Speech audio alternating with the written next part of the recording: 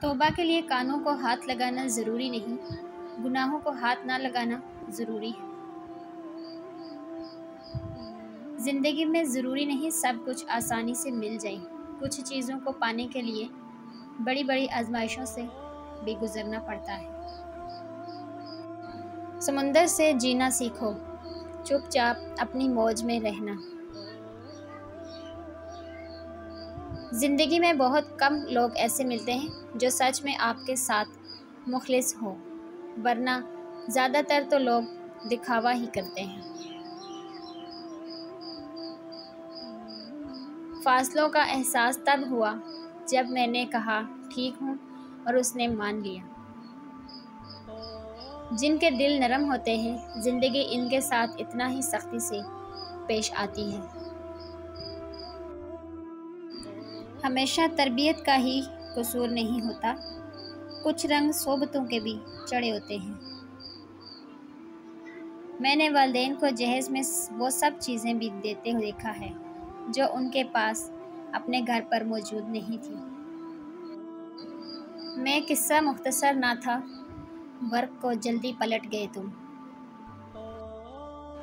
دھیان رہے کہ روٹھی ہوئی خاموشی سے بولتی ہوئی شکایتیں اچھی ہوتی ہیں۔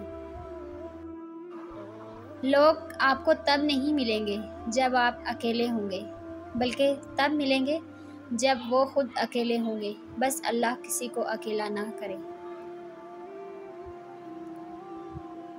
تو نیک ہو اور تجھے لوگ برا کہیں، یہ اس سے اچھا ہے کہ تو برا ہو اور لوگ تجھے نیک کہیں۔